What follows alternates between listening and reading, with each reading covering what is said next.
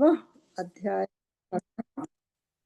तो कैलाश संहिता का 12वां अध्याय मुझे पढ़ना है। तो आइए गुरु जी का आशीर्वाद लेते हुए उनके हुक्म से ओम नमः शिवाय। शिव जी सदा सहाय। ओम नमः शिवाय। गुरु जी सदा सहाय। जय गणेशाय नमः। गुरु जी, मेरे पाठन में कोई त्रुटि हो तो क्षमा करिएगा, और संगत जी आप सब भी। और आइए आगे बढ़ते हैं। आज देखते हैं, देखिए ये नया हम लोगों ने शुरू किया है। किस प्रकार अभी तक हम उमा संहिता में थे, अब कल से ये कैलाश संहिता। तो यहाँ पर गुरु जी कई कई चीजें जैसे जैसे इस अध्याय ये शिव पुराण धीरे धीरे अब थोड़ा सा ही ऑलमोस्ट मैं कहूँगी just not very less, but yes, almost be at in the tail end of Maharshi Puran reading Hindi की। और इसमें अब जैसे जैसे एंड होने लगेगा, आप देखिएगा कि इसमें कितनी गूढ़ ज्ञान या या नॉलेज, किस प्रकार से डिवाइन नॉलेज, किस प्रकार से हमें ये गुरु जी समझाएंगे और बताएंगे। Or it's all up to us how much we can retain it, how much we can self-study and advance our spiritual journey or our knowledge about Mahashiv Puran. क्योंकि देखिए, केवल एक बार यूं ही सुनने से, पढ़ने से कई गूढ़ जो इसमें शिव तत्व है या इसमें ज्ञान जो छिपा हुआ है, वो अब धीरे धीरे जो हम पढ़ेंगे, सुनेंगे, उस पर मनन करने की आवश्यकता है, उसको समझने की आवश्यकता है, और उसको फिर से सेल्फ स्टडी करने की आवश्यकता है। तो it's all up to us what we want to do about it. ये बुक तो गुरुजी ने ही, बुक तो नहीं, ये तो ग्रंथ कहते हैं, महाशिव पुराण। और आपको मालूम है कि किस प्रकार से गुरुजी हमेशा, as far as I know, 90% of the ladies were told to read it. And गुरु जी कहते थे, मैं प्रैक्टिकल गुरु हूँ, मैं कोई प्रवचन नहीं देता हूँ। तो गुरु जी कभी कुछ नहीं बोलते थे, वो हमें केवल एक दिशा दिखाते हैं। और वो दिशा शिव पुराण की तरफ उन्होंने कहा था कि उसको पढ़ो। और कहते थे ज्यादा पढ़ने की जरूरत नहीं, एक अध्याय पढ़ो, क्योंकि एक अध्याय में ही इतना ज्ञान है, इतना शिव तत्व है कि उसको अब्सॉर्ब करने के लिए हमें समय चाहिए, या उस पर मनन करने के लिए, या उसको और अच्छी तरह से समझने के लिए। सो गुरु जी ही चाहेंगे तभी हम समझ पाते हैं। कहते हैं गुरु बिन ज्ञान न पुजे। Without a guru we will be in darkness. ना भक्ति होती है, ना शक्ति है, और ना ज्ञान है। We are nothing. It's all Guru Kripa that makes us into a beautiful human being. Yes, free choice is given to us to enhance our life, make the right choices. Everything is so beautifully available to us. It's up to us what we choose. There's a distraction and there's a way that leads to a beautiful living life that we are have been offered to us. It's up to us which road we choose. That is the free will that Guruji gives to each one of us. So आइए यही कहते हुए आगे पढ़ते हैं।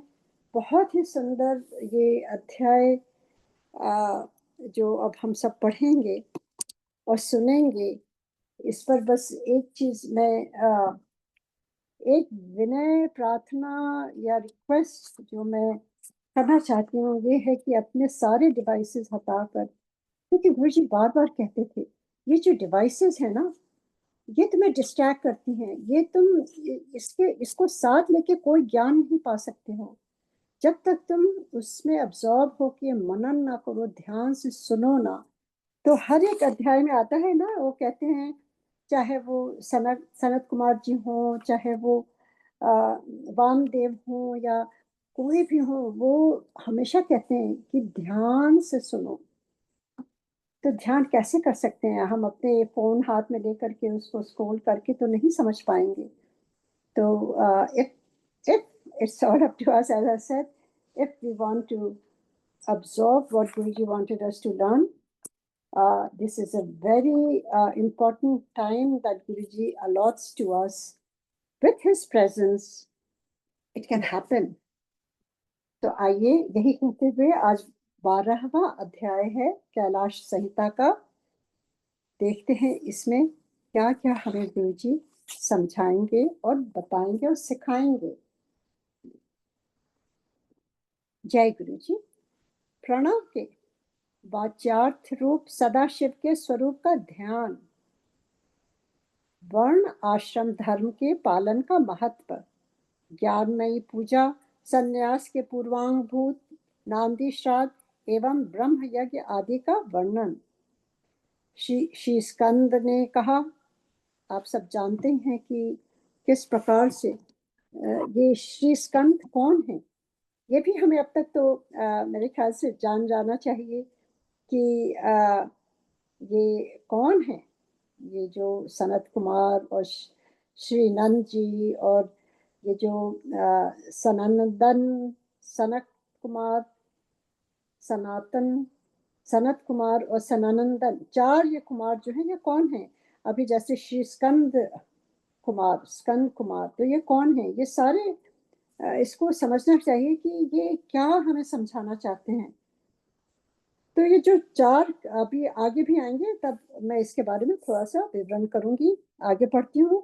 श्री स्कंद ने कहा, महाभाग मुनीश्वर वामदेव, तुम्हें साधुवाद है, क्योंकि तुम भगवान शिव के अत्यंत भक्त हो।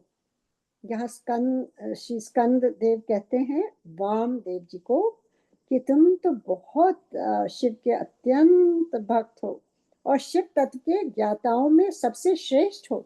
तीनों लोकों में कहीं कोई ऐसी वस्तु नहीं है जो तुम्हें ज्ञात न हो, तथापि तुम लोक पर अनुग्रह करने वाले हो, इसलिए तुम्हारे समक्ष इस विषय का वर्णन करूंगा। इस लोक में जितने जीव हैं, वे सब नाना प्रकार के शास्त्रों से मोहित हैं। परमेश्वर की अति विचित्र माया ने उन्हें परमारथ से वंचित कर दिया है। मतलब ये परमेश्वर की अति विचित्र माया, ये उनकी माया ही है जो हमें कभी कभी पाशों में बांध देती है, या हमें वो परमारथ से वंचित कर देती है। मतलब ईश्वर के पास जाने से हम दूरी बन जाती है हमारी, ये माया बीच में आ जाती है। अतः प्रणव के वाचार्थ भूत साक्षात महेश्वर को, प्रणव क्या है आप सब जानते हैं, प्रणव इज ओमकार, ओम। याचार्थ भूत साक्षात महेश्वर को वे नहीं जानते। वे महेश्वर ही सगुण निर्गुण तथा त्रिदेवों के जनक परब्रह्म परमात्मा हैं। मैं अपना दाहिना हाथ उठाकर तुमसे शपथ पूर्वक कहता हूं कि यह सत्य है, सत्य है, सत्य है। मैं बारंबार इस सत्य को दोहराता हूं कि प्रणव के अर्थ साक्षात शिव ही हैं। ओमकार, ओम इज शिवा। अगर आप ओम का जाप करते रहिए, you can realize Shiv Ji, you can realize him, you can connect to him.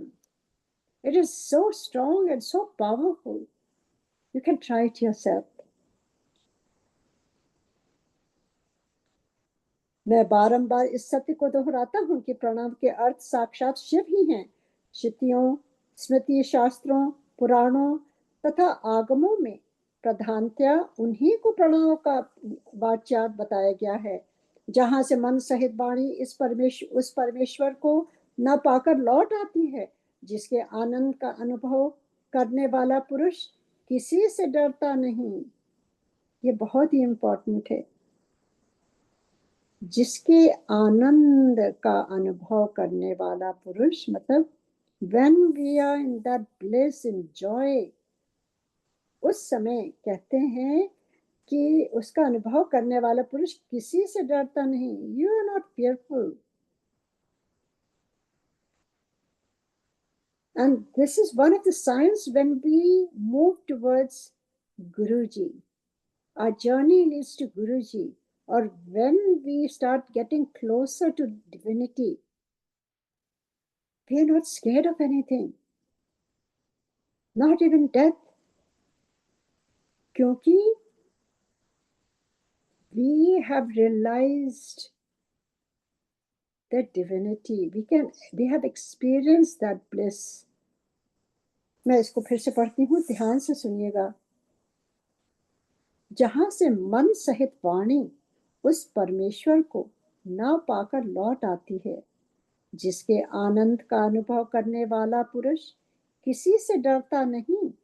Brahma Vishnu तथा इंद्र सहित यह संपूर्ण जगत भूतों और इंद्रिय समुदाय के साथ सर्वप्रथम जिससे प्रकट होता है, जो परमात्मा स्वयं किसी से और कभी भी उत्पन्न नहीं होता. परमात्मा तो सदैव है ना, वो तो ना कभी आदि अंत कुछ भी नहीं है उनका. जिसके निकट विद्युत सूर्य और चंद्रमा का प्रकाश काम नहीं देता, तथा जिसके प्रकाश से ही यह संपूर्ण जगत सब ओर से प्रकाशित होता है. So it's not because of the sun or moon or the light. It's because of him. जिसके प्रकाश से ही यह संपूर्ण जगत, because of him this whole universe lights up. वह पर ब्रह्म परमात्मा संपूर्ण ऐश्वर्य से संपन्न होने के कारण स्वयं ही सर्वेश्वर शिव नाम धारण करता है. यतो वाचो निर्वन्ते अप्रायः मनसा सह आनंद यस्य वै विद्वान्तः विभेति कुश्चतना. यस्माञ्चदगिदं सर्वं विधि विष्णु पूर्वकं सह भूतेन्द्रियगार्मो प्रथमं संरसूयते न संरसूयते यो वै कृच्छन कदाचन. यस्मित्रः भास्ते बुद्धिं च सूर्यो न चन्द्रमा. यस्य भासो विधातिदं जगत् सर्वं समन्ततः सर्वेण संपन्नो नाम सर्वेश्वरः स्वयं. वो स्वयं प्रकाश है. चंद्रमा या सूर्य या कोई भी जो प्रकाश उसके द्वारा नहीं आते हैं. वो गुरु जी तो स्वयं लाइट से आए थे, लाइट में ही चले गए. उनसे ही प्रकाश में है सारा जगत. We must understand who is this divine power. What is this divine power? What does it represent? It represents only light. ये डिवाइन लाइट आप देखेंगे, कितने बार हम सब ने एक्सपीरियंस किया है कि अचानक ही आप जो एक्सपीरियंस करेंगे. I mean we can not see Guruji, right? We can feel his presence with our soul. We can feel the divinity in the form of light. Not really, you can't see लाइटें जल गई हैं, प्रकाश में हो गया है. It's जब आपके अंतर मन में जब उज्जवल हो जाता है, जब आप अंदर से एकदम प्रकाशित हो जाते हैं, जब आपको सारा कुछ ठीक ठीक समझ में आने लगता है, जब आपकी इग्नोरेंस में के ऊपर वो उनकी डिवाइन लाइट पड़ती है और वो आपको नॉलेज देने लगता है. That is what this divine light means. मैं इसको फिर से पढ़ती हूँ. जहां से मन सहित वाणी उस परमेश्वर को न पाकर लौट आती है, जिसके आनंद का अनुभव करने वाला पुरुष किसी से डरता नहीं. ब्रह्मा विष्णु तथा इंद्र सहित यह संपूर्ण जगत भूतों और इंद्रिय समुदाय के साथ सर्वप्रथम जिससे प्रकट होता है, जो परमात्मा स्वयं किसी से और कभी भी उत्पन्न नहीं होता, जिसके निकट विद्युत सूर्य और चंद्रमा का प्रकाश काम नहीं देता, तथा जिसके प्रकाश से ही यह संपूर्ण जगत सब ओर से प्रकाशित होता है, वह पर ब्रह्म परमात्मा संपूर्ण ऐश्वर्य से संपन्न होने के कारण स्वयं ही सर्वेश्वर शिव नाम धारण करता है। लाइट का नाम ही शिव है, हमारे गुरु जी का नाम ही शिव और डिवाइन लाइट है।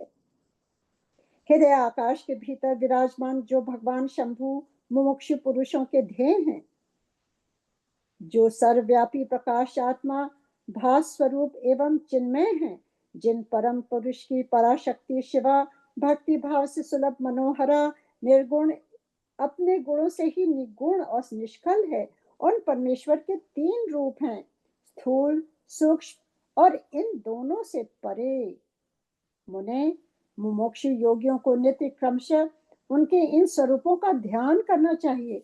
अगर आप कुछ भी ना समझ पाए, बस ये समझ लीजिए कि ईश्वर is divine light. Divinity consist of divine light, जो आपके हृदय मन को प्रकाशित करती है और करती रहेगी, because he lives in a heart. हमारे अंतर मन में भी तो एक आकाश है ना, वहां पर भी ज्योति है। हमारा शरीर भी तो एक टेम्पल है ना। So it's kind of like a simile, like an example how we see outward, outside. हमारे अंतर अंतर मन में भी यहाँ पर वो बता रहे हैं बड़े ध्यान से ना, हृदय आकाश के भीतर विराजमान जो भगवान शंभु मुमुक्षु मतलब जो इंटरेस्ट लेते हैं उन पुरुषों के ध्येय हैं, जो उनको पूछते हैं उनके ध्येय हैं। मतलब इफ यू अगर गुरु जी को आप पूछते हैं तो वो वहां प्रकाशमय की तरह विराजित हैं, जो सर्वव्यापी प्रकाश आत्मा भाव स्वरूप एवं चिन्मय, जिन परम पुरुष की पराशक्ति शिवा भक्ति भाव से सुलभ मनोहरा निर्गुण अपने गुणों से ही निगुण और निष्कल हैं, उन परमेश्वर के 3 रूप स्थूल सूक्ष्म और उन दोनों से परे मुने मोक्षी योगियों को नित्य प्रकर्षः उनके उन स्वरूपों का ध्यान करना चाहिए। जो इंटरेस्टेड योगी, मतलब नॉट योगी का मतलब ये नहीं है कि आपने सब कुछ छोड़ करके हिमालय पर चले गए हैं। Yogi can be householder who makes time to sit and do their dhyan or do their upasana or connect to the divinity or makes time to connect to our guru. That is a yogi. वे शंभु निष्कल संपूर्ण देवताओं के सनातन आदिदेव ज्ञान क्रिया स्वभाव एवं परमात्मा कहे जाते हैं। उन देवादिदेव की साक्षात मूर्ति सदा शिव हैं। ईशान आदि 5 मंत्र उनके शरीर हैं। देखिए आप सबको मालूम है ना कि उनके 5 मूर्तियां हैं शिवा के, उस पर भी हम आगे प्रकाश डालेंगे किस प्रकार से वो हैं। वे महादेव जी पंचकला रूप हैं, उनकी अंग कांति शुभ स्फटिक के समान उज्ज्वल है। वो तो हम आरती करते हैं जय जगदी जब ओम जय शिव ओमकारा, वो वही है ना, वो तो उज्ज्वल है स्फटिक के समान, एकदम साफ सुथरा उनका चेहरा है। वे सदा प्रसन्न रहने वाले तथा शीतल आभा से युक्त हैं। उन प्रभु के 5 मुख 10 भुजाएं और 15 नेत्र हैं। ईशान, अब उनके 5 जो मुख हैं उनके बारे में, उनकी मूर्तियां जो हैं उनको पहले जो है वो ईशान मंत्र उनका मुकुट मंडित मस्तक है। हम सब जानते हैं कि कौन से 5 हैं। अब तक तो we all have understood or we must also try to remember that। अब तक हमें सीख लेना चाहिए कि शिव जी के 5 मूर्तियां के क्या नाम हैं और what does it represent। तो यहाँ पर हम सीख रहे हैं, ध्यान से सुनिएगा, इसको अंडरलाइन कर सकते हैं। और जैसे मैंने कहा, बार बार कहती हूँ, I hope I am not repeating it again and again, but it's very important. This is like a class by Guruji. He's our everything, and we are zero. We are learning every time, no matter 6 times, 7 times we are reading, but we again forget everything. आपको कुछ याद है? कई बार कुछ भी नहीं याद रहता है. इसीलिए बहुत आवश्यक है कि एक बुक लिखें, एक बुक बनाएं और उसमें नोट करते जाएं इस अध्याय में क्या चीजें हमने सीखी हैं और क्या आपने जाना है और उससे क्या आपको लाभ हुआ है. ये बहुत आवश्यक है. तो इसमें 5 बुक हैं और उसमें से फर्स्ट है ईशान. ईशान मंत्र उनका मुकुट मंडित मस्तक है. मस्तक मतलब उनका फोरहेड है. और सेकंड है तत्पुरुष मंत्र. उन पुरातन प्रभु का मुख है. तत्पुरुष हिज फेस. तीसरे हैं अघोर मंत्र हृदय है. अघोर रिप्रेजेंट्स द हार्ट. और चौथे हैं वामदेव. वामदेव मंत्र गृह प्रदेश है. मतलब दैट्स द रियल, मतलब उनके जो पूरे बॉडी जो बीच वाली है वो उसको रिप्रेजेंट करते हैं. और सद्दो जात जो 5वें हैं वो मंत्र उनके पैर हैं. Those are the legs. इस प्रकार वे पंच मंत्र रूप हैं. वे ही साक्षात साकार निराकार परमात्मा हैं. साकार देखिए, जैसे गुरु जी महाशिव गुरु के रूप में आए, वो साकार वे में आए और फिर वो निराकार हो गए. He left his chola. Now we cannot see his body, but we can feel his energy. We can feel his divine light. We can feel his fragrance. We can almost feel his presence if we connect to him. If we totally, when we become zero, when we become without any identity, when we become like a speck of a dust, only then we can feel him. Nor we can never feel him when we are full of ourselves and ego and our knowledge and all that nonsense that we think we know everything.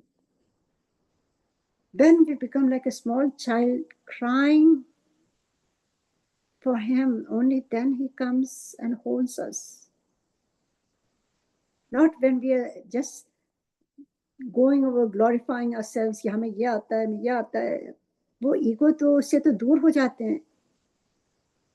Only one thing that divinity doesn't like is the ego, ahankar. Then we don't learn anything. We are so full of ourselves. When we just empty ourselves, when we become zero, only then he comes and he fills us. तो ये 5 जो उनके ये अभी पढ़ा है उसको लिख लीजिए. और it's also very beautifully explain कि वो व्हाट इट रिप्रेजेंट्स. इस प्रकार वे पंच मंत्र रूप हैं. वे ही साक्षात साकार और निराकार परमात्मा हैं. सब ज्ञाता आदि 6 शक्तियां उनके शरीर के 6 अंग हैं. वे शब्द आदि शक्तियों से स्फुरित हृदय कमल के द्वारा सुशोभित हैं. वाम भाग में मनोन्मणि नामक उनकी अपनी शक्ति से विभूषित हैं. अब मैं मंत्र आदि 6 प्रकार के अर्थों को प्रकट करने के लिए जो अर्थोपन्यास की पद्धति है उसके द्वारा प्रणव के समिष्ट और विशिष्ट संबंधी भावार्थ वर्णन करूंगा. परंतु पहले उपदेश का क्रम बताना उचित है, इसलिए उसी को सुनो. मुने, इस मानव लोक में 4 वर्ण प्रसिद्ध हैं. वो तो हम सब जानते हैं ना. 4 वर्ण या 4 जो कास्ट हैं उनमें से जो ब्राह्मण, क्षत्रिय और वैश्य और शूद्र, ये 4 तो हम सब जानते हैं अब तक. पर उनमें से ये 3 वर्ण हैं, उन्हीं का वैदिक आचार से संबंध है. क्योंकि शूद्र तो अलाउड ही नहीं थे ना ये स्पिरिचुअल नॉलेज गेन करने के लिए. केवल ब्राह्मण, क्षत्रिय और वैश्य ही अलाउड थे. त्रैवर्णियों की सेवा के लिए जिनके लिए साधुभूत धर्म है, उन शूद्रों का वेद अध्ययन में अधिकार नहीं है. उस समय देखिए ज्यादातर ब्राह्मण. anyway, I should not get into that topic. जो यहाँ लिखा है वही मैं पढ़ती हूँ.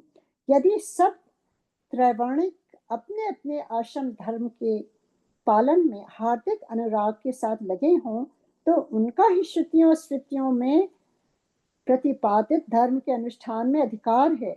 दूसरे का कदापि नहीं. मतलब जो आपको जो वर्ण दिया गया है वही आप कार्य करिए. बेसिकली यही लिखा है यहाँ. श्रुति और स्मृति में प्रतिपादित कर्म का अनुष्ठान करने वाला पुरुष अवश्य सिद्धि को प्राप्त होगा। यह बात वेदों मार्ग को दिखाने वाले परमेश्वर ने स्वयं कही है। वर्ण धर्म और आश्रम धर्म के पालन जनित पूर्ण से परमेश्वर का पूजन करके बहुत से श्रेष्ठ मुनि उनके सायुज को प्राप्त हो गए हैं। ब्रह्मचर्य के पालन से ऋषियों की, यज्ञ कर्मों के अनुष्ठान से देवताओं की, तथा संतान उत्पादन से पितरों की तृप्ति हुई है, क्योंकि ये तीन चीजें बहुत आवश्यक हैं। संतान उत्पादन भी बहुत आवश्यक है, क्योंकि आपकी लीनियज जो है वो बनी रहनी चाहिए, तो वो उससे पितृ हमारे जो हैं वो शांत रहते हैं, इसमें दोष नहीं आता है, ऐसा श्रुति ने कहा है। इस प्रकार जो हमारे तीन ऋण हैं वो है ऋषि ऋण, फिर है देव ऋण तथा पितृ ऋण। इन तीनों से मुक्त हो वानप्रस्थ आश्रम में प्रविष्ट होकर मनुष्य शीत उष्ण तथा दुख सुख आदि द्वंद्वों को सहन करते हुए जितेंद्रिय तपस्वी और मिताहारी हो यम नियम आदि योग का अभ्यास करे, जिससे बुद्धि निष्कल तथा अत्यंत दृढ़ हो जाए। मतलब if you follow the way of how it is written in Shruti, follow that line, कहते हैं उसके बाद आप देखेंगे कि आपको ये जो जितने भी ये जो आश्रम है ना, तरह तरह के वानप्रस्थ आश्रम भी आप सब जानते हैं कि एंड में जो आता है वानप्रस्थ, उसमें जो सुख दुख जो भी होता है वो आप आसानी से सहन कर लेंगे।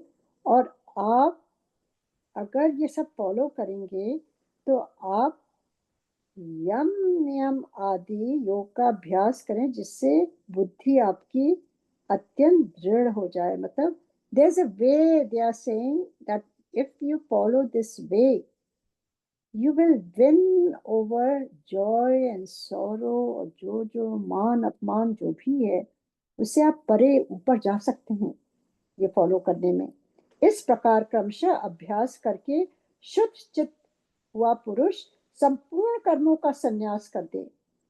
समस्त कर्मों का संन्यास करने के पश्चात ज्ञान के सम आदर में तत्पर रहे। ज्ञान के जब आप सब कुछ मतलब समस्त कर्मों का संन्यास मतलब you put a full stop, that's the time ज्ञान पाने के लिए तत्पर रहे। ज्ञान के सम आदर को ही ज्ञानमयी पूजा कहते हैं। वह पूजा जीव की साक्षात शिव के साथ एकता का बोध कराकर, क्योंकि जब आप ये ज्ञान प्राप्त करते हैं ना, तब क्या है वो शिव के साथ you become one with divinity. When you can feel his presence inside you, when you have no identity, you just become him. हम ब्रह्मांसी, जब वो स्थिति होती है उनके शिव के साथ एकता का बोध कराकर जीवन मुक्ति रूप फल देने वाली है। That's what you get. यतियों के लिए, यति वो योगी होते हैं या जो स्पिरिचुअल लाइफ फॉलो करते हैं उनको यति कहते हैं। यतियों के लिए इस पूजा को सर्वोत्तम तथा निर्दोष समझना चाहिए। महाप्राग, तुम पर स्नेह होने के कारण लोक अनुग्रह की कामना से मैं उस पूजा की विधि बता रहा हूँ, सावधान होकर सुनो। अब वो ये पूजा की विधि बता रहे हैं, ध्यान से सुनिएगा। हम सब I'm very curious to find out because sometimes I forget to what we had learned last time. तो साधक को चाहिए कि वह संपूर्ण शास्त्रों के यथार्थ के ज्ञाता, वेदांत ज्ञान के पारंगत तथा बुद्धिमानों में श्रेष्ठ आचार्य की शरण में जाए। अगर हमें सीखना है ये, if we become if we have a thirst for spiritual knowledge, then we have to find a good teacher and you go under his tutelage. उनके स्टूडेंट हो जाइए। और फिर कहते हैं उत्तम बुद्धि से युक्त एवं चतुर साधक आचार्य के समीप जाकर विधि पूर्वक दंड प्रणाम आदि के द्वारा उन्हें यत्न पूर्वक संतुष्ट करे। मतलब convince him that you are a perfect student to learn from him. फिर गुरु की आज्ञा ले वह 12 दिनों तक केवल दूध पीकर रहे.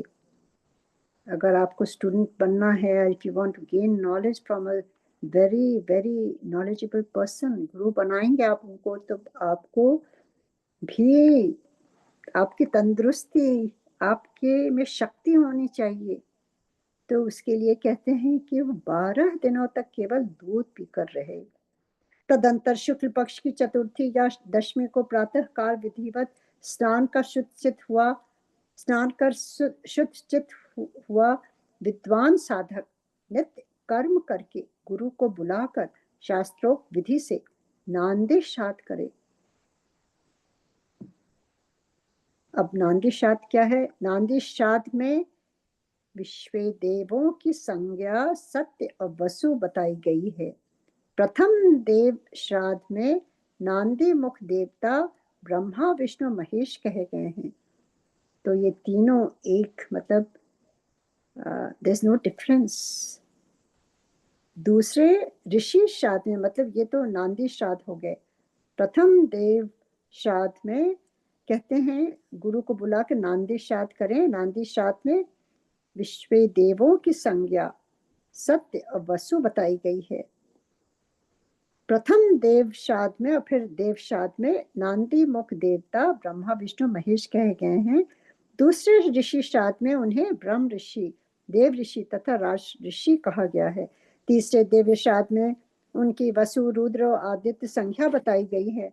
चौथे मनुष्य श्राद्ध में सनक आदि, मतलब सनक, सनंदन, सनातन और सनत कुमार.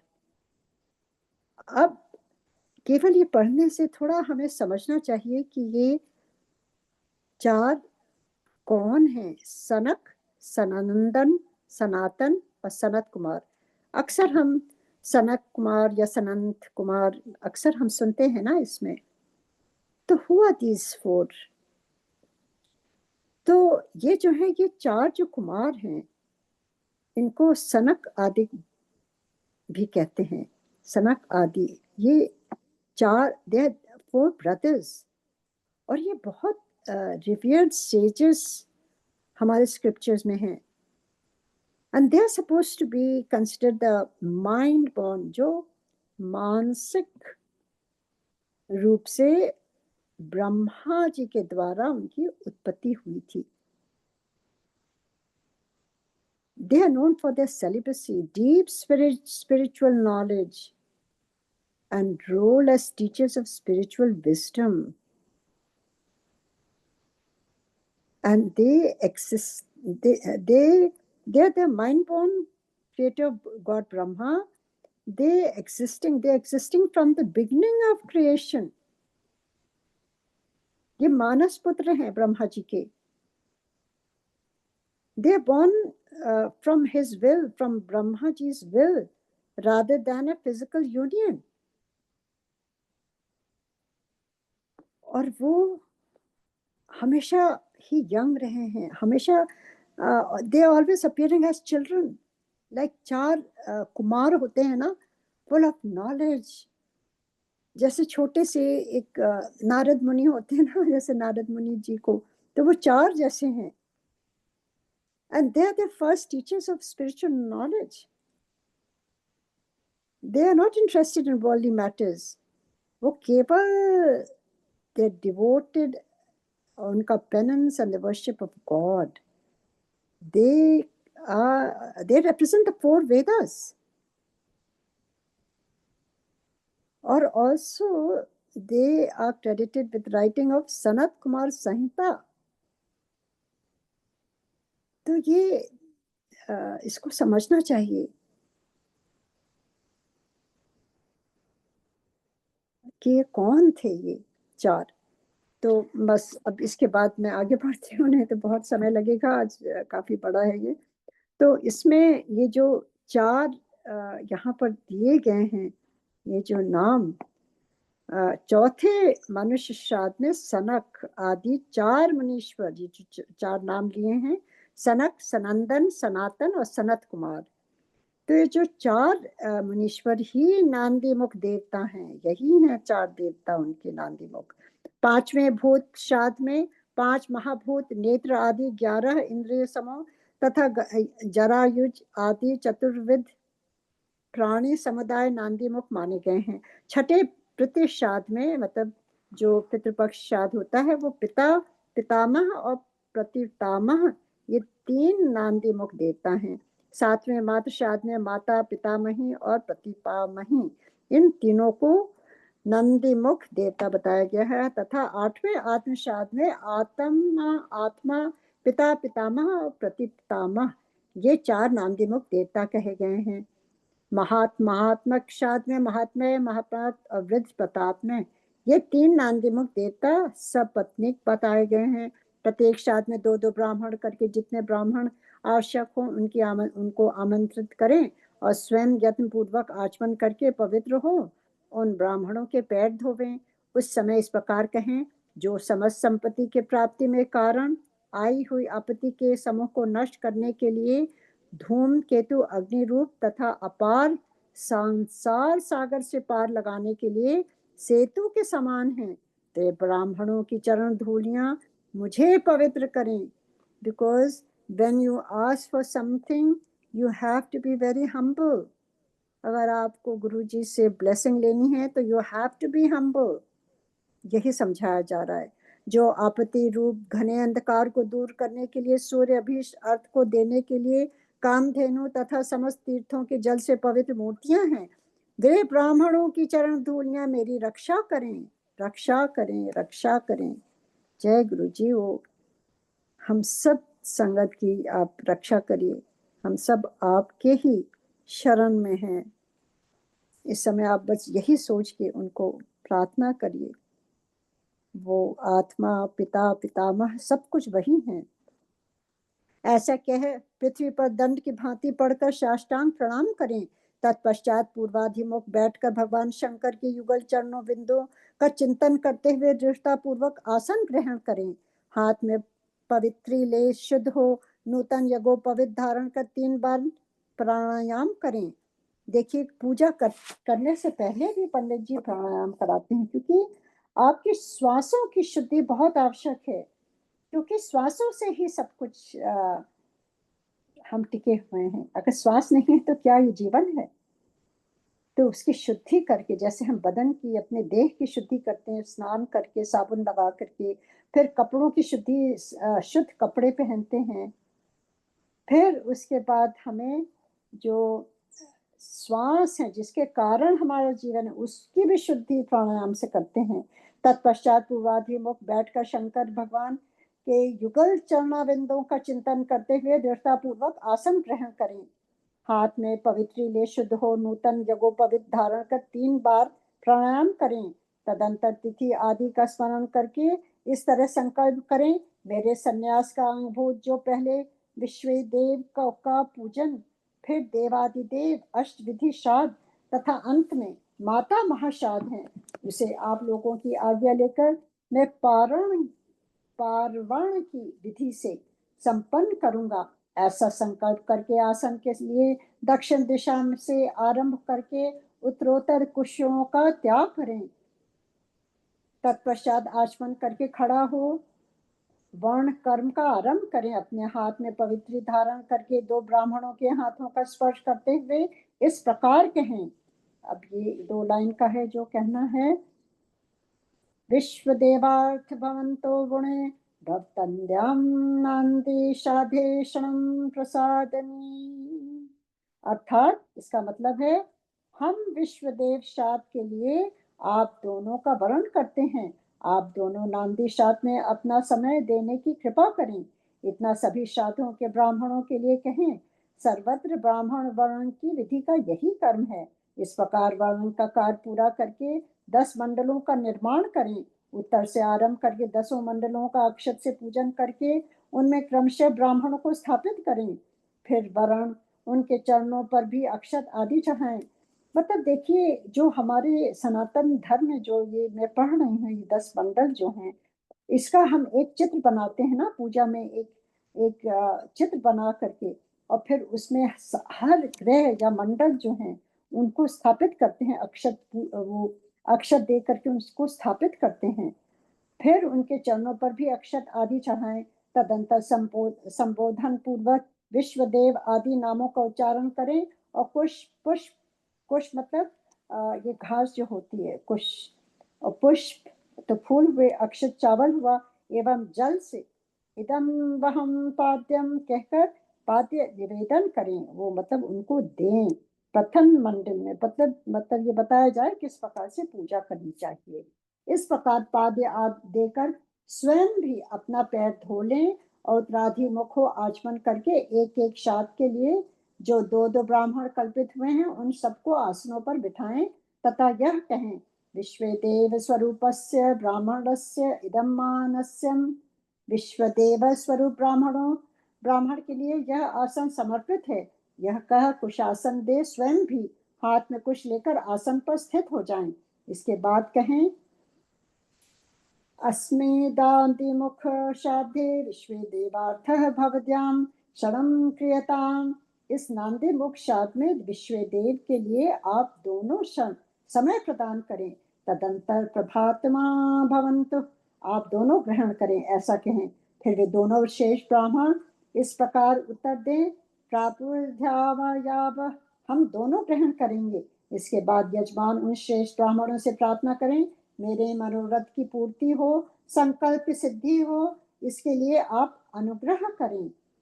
तत्पश्चात पद्धति के अनुसार अर्घ्य दें, पूजन कर शुद्ध केले के पत्ते आदि धोए हुए पात्रों में परिपक्व अन्न आदि भोज पदार्थों को परोसकर पृथक पृथक कुश बिछाकर और स्वयं वहां जल छिड़ककर प्रत्येक पात्र पर आदर पूर्वक दोनों हाथ लगा पृथ्वी ते पात्रम इत्यादि मंत्र का पाठ करें। वहां स्थित हुए ब्राह्मण देवता आदि उनका उच्चारण करके अक्षत सहित जल ले स्वाहा बोलकर उनके लिए अन्न अर्पित करें और अंत में नामम इस वाक्य का उच्चारण करें। सर्वत्र माता आदि के लिए हुए अन्न अर्पण की यही विधि है।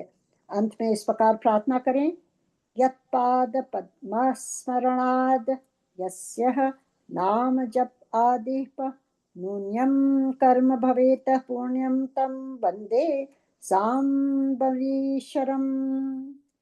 जिनके चरण बिंदों के चिंतन एवं नाम जप से नियमतापूर्ण अथवा अधूरा कर्म भी पूरा हो जाता है, उन साम सदाशिव उमा महेश्वर की मैं वंदना करता हूँ।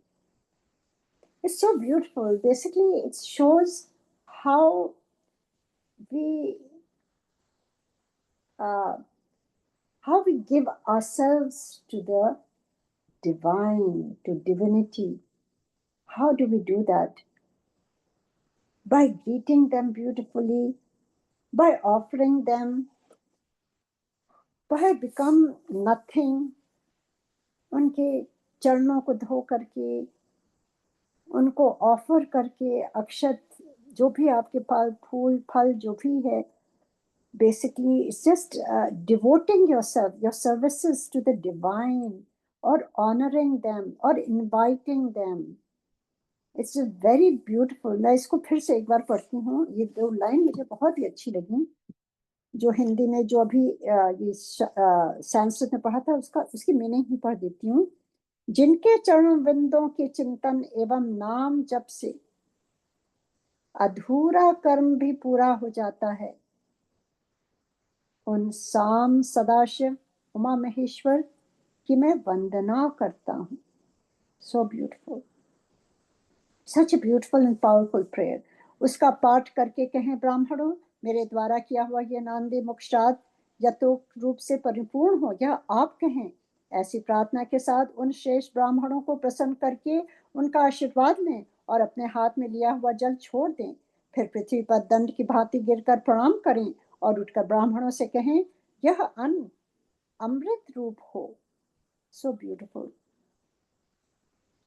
फिर उदार चेता साधक हाथ जोड़ अत्यंत प्रसन्नता पूर्वक प्रार्थना करे। श्री रुद्र सूक्त का चमक आदि अध्याय सहित पाठ करे। पुरुष सूक्त की भी विधिवत आवृत्ति करे।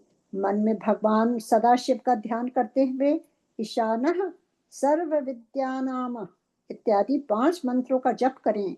जब ब्राह्मण लोग भोजन कर चुके तब रुद्र सूक्त का पाठ समाप्त कर क्षमा प्रार्थना पूर्वक उन ब्राह्मणों को पुनः अमृत आदि पानमसे स्वाहा यह मंत्र पढ़कर उत्तरापोषण के लिए जल दे। तदंतर हाथ पैर धो आचमन करके पिंडदान के स्थान पर जाए। वहां पूर्वाभिमुख बैठकर मौन भाव से 3 बार प्राणायाम करें। इसके बाद मैं नांदी मुख शाद का अंगभूत पिंडदान करूंगा ऐसा संकल्प करके दक्षिण से लेकर उत्तर की ओर 9 रेखाएं खींचें और उन रेखाओं पर क्रमशः 12 बार पूर्वांकुश बिछाएं। फिर दक्षिण की ओर देवता आदि के 5 स्थानों पर चुपचाप अक्षत और जल छोड़ें। पितृ वर्ग के 3 स्थानों पर क्रमशः अक्षत जल छोड़कर नवे माता महादिदेव के स्थान पर भी मार्जन करें। तत्पश्चात अत्र पित्रोमाध्यध्वम कहकर देव आदि के 5 स्थानों पर क्रमशः अक्षत जल छोड़ें। इस प्रकार अवनेजन दे 5 स्थानों पर प्रत्येक के लिए 3-3 पिंड दें। इसी तरह शेष स्थानों पर भी करें। अपने गृहम सूत्र में बताई हुई पद्धति के अनुसार सभी पिंड पृथक पृथक देने चाहिए।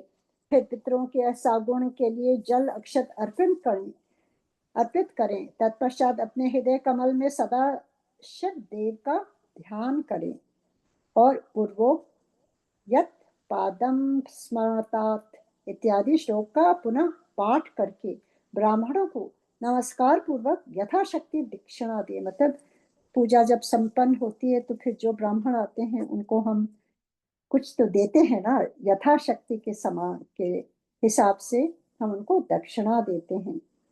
फिर त्रुटियों के लिए क्षमा प्रार्थना बहुत आवश्यक है। बहुत ही गलतियां हम करते हैं पूजा में भी, तो कोई हम मन लगा के भी नहीं करते हैं ना, ठीक विधिवत, ये बस जल्दी में रहते हैं, जल्दी खत्म हो, ये करो, और फिर मन ही मन सोचते हैं अरे ये क्यों हो रहा है, वो क्यों हो रहा है, इतना सारा ये सब क्यों हो रहा है।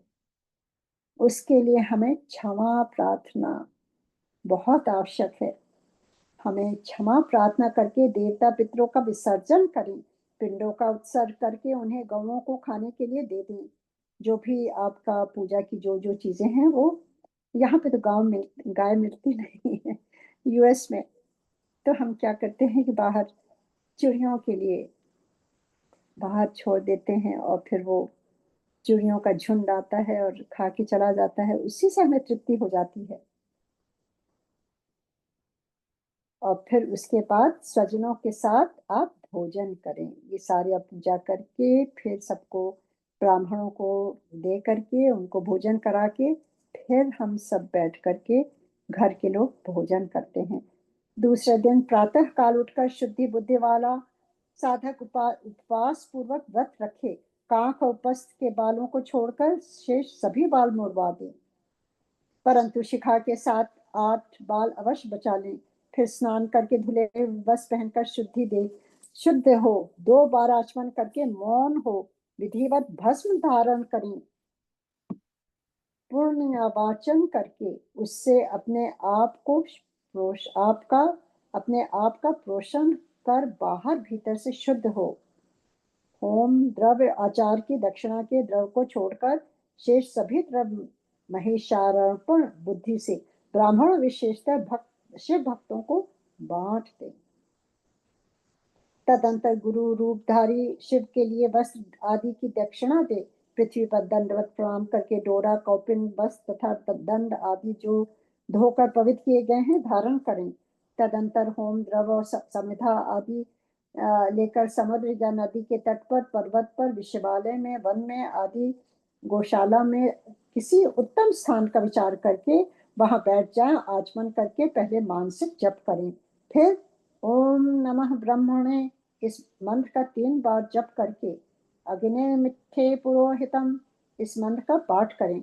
इसके बाद अत महाव्रतम अग्रीवे देवानाम एतस्य समामायं ॐ इषे त्वोजर्वत्वा वावस्यत् अग्निः आहिः वित्वे तथा शं नो देवी रभिष्ठये इत्यादि का पाठ करें। तत्पश्चात मायरसतजभनालग पंच संवत्सरं समाग्रम समागमात् अतः शिक्षां प्रवक्ष्यामि विद्धि देवच अथावो धर्म जिज्ञासा अथातो ब्रह्म जिज्ञासा, इन सब का पाठ करें। तदंतर यथा संभव वेद पुराण आदि का स्वाध्याय करें। इसके बाद ओम ब्रह्मणे नमः, ओम इंद्राय नमः, ओम सूर्याय नमः, ओम सोमाय नमः, ओम प्रजापतये नमः, ओम आत्मन्ये नमः, ओम अंतरात्मने नमः, ओम ज्ञानात्मने नमः, ओम परमात्मने नमः इत्यादि रूप से ब्रह्मा आदि शब्दों के आदि में ओम और अंत में नमः लगाकर उनके चतुर्थ्यंत रूप का जप करें। इसके बाद 3 मुट्ठी सत्तू लेकर प्रणव के उच्चारण पूर्वक 3 बार खाएं और प्रणव से ही 2 बार आचमन करके नाभि का स्पर्श करें। उस समय आगे बताए जाने वाले शब्दों के आदि में प्रणव और अंत में नमः स्वाहा जोड़कर उनका उच्चारण करें तथा ओम आत्मने नमः स्वाहा, ओम आत, आत, ओम अंतरात्मने नमः स्वाहा, ओम ज्ञानात्मने स्वाहा, ओम परमात्मने स्वाहा, ओम प्रजापते नमः स्वाहा इति। तदंतर पृथक पृथक प्रणव मंत्रों से ही दूध दही मिले हुए घी को अथवा केवल जल को 3 बार चाट कर पुनः 2 बार आचमन करें। इसके बाद मन को स्थिर करके सुस्थिर आसन पर पूर्वाधिमुख बैठकर शास्त्रोक्त विधि से 3 बार प्राणायाम करें। ओम नमः शिवाय। और यहाँ पर आज मेरा अध्याय 12वां समाप्त होता है और इसके साथ ही आज का मेरा हिंदी का पाठन भी समाप्त होता है।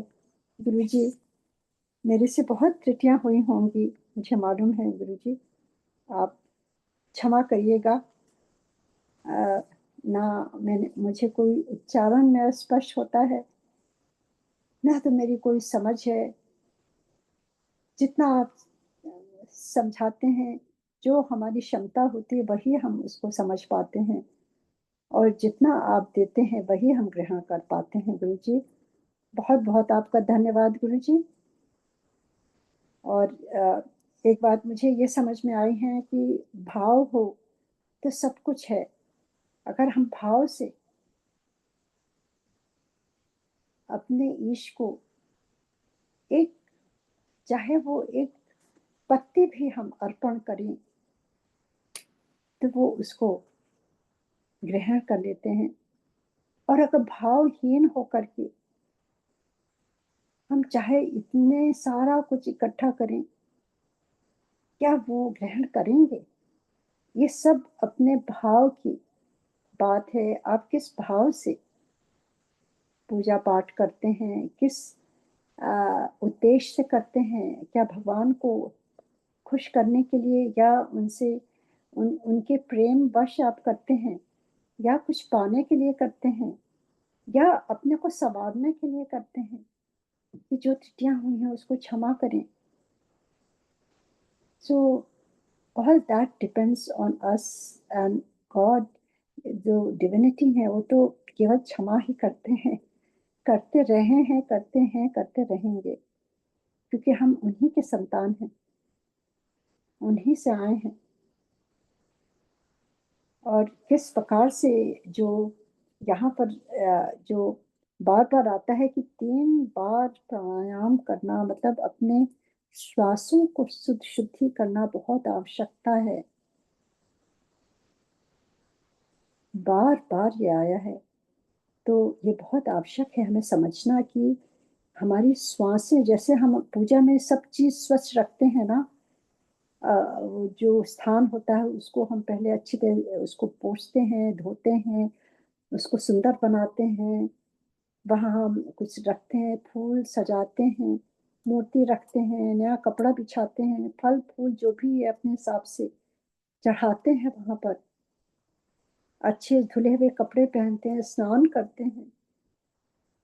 पर अगर हमारी सोच शुद्ध नहीं है या हमारे भाव शुद्ध नहीं है तो हमारी श्वासें भी अशुद्ध होती हैं, उसको भी हमें पवित्र करना होता है। हमारे थॉट, बिकॉज जो हमारी श्वासें चलती हैं उससे हमारे थॉट्स भी चलते हैं। We are all one connected, it's not, we are not different from anything.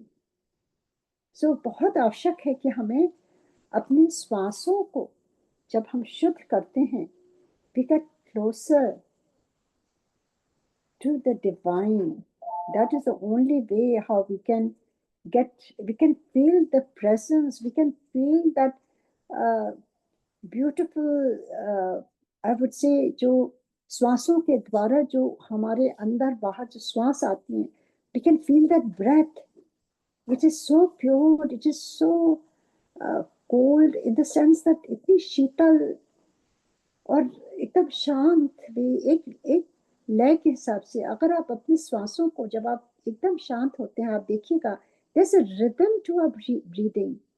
हमारा ब्रीदिंग का पैटर्न ही चेंज हो जाता है जब हम एकदम एनग्रॉस हो जाते हैं, हम केवल उन्हीं में खो जाते हैं।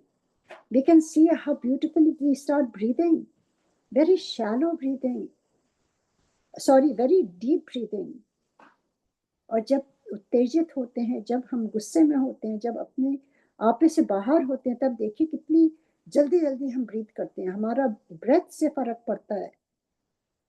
तो ये बार बार यहाँ आता है जब हम इस तरह से ईश्वर को हम उनको अर्पण करते हैं अपने प्रार्थना के द्वारा। तो कैसे प्रार्थना करनी चाहिए, पहले सब कुछ स्वच्छ करके और फिर अपने शुद्धि को, अपने श्वासों की शुद्धि करने से उस पर, उससे हमारे जितने भी विचार है वो भी शुद्ध होने लगते हैं, वो आवागमन जो विचारों का वो भी शुद्ध होने लगता है।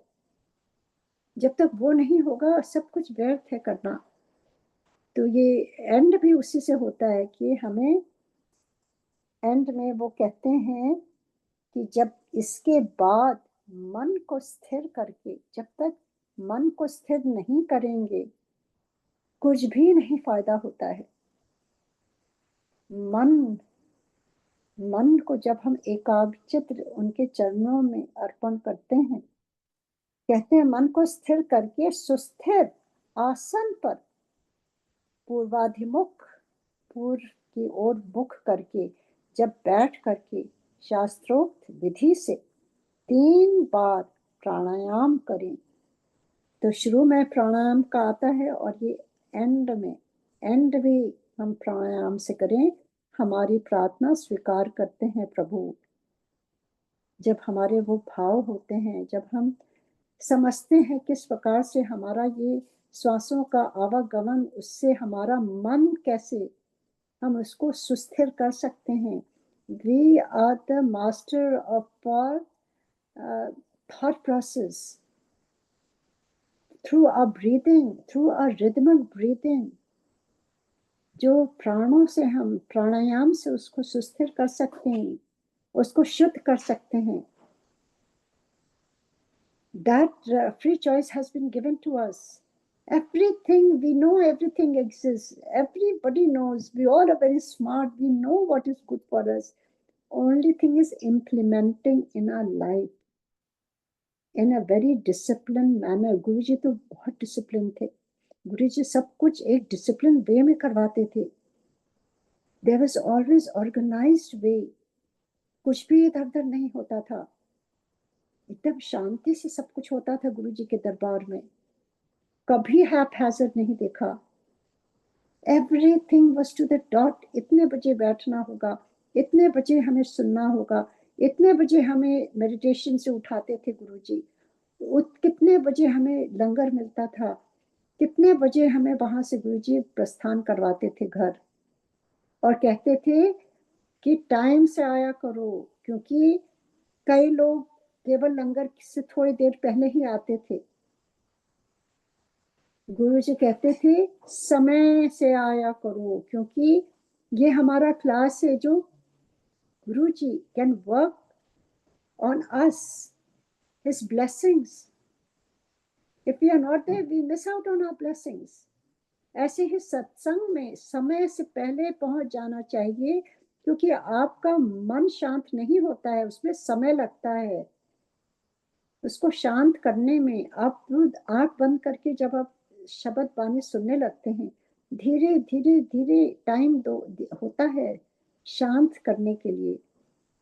सो इफ वी कम लेट, वो हमें टाइम नहीं मिल पाता है for guru ji to work over us और वी टू कनेक्ट टू गुरु जी, और वो सत्संग का टाइम खत्म हो जाता है।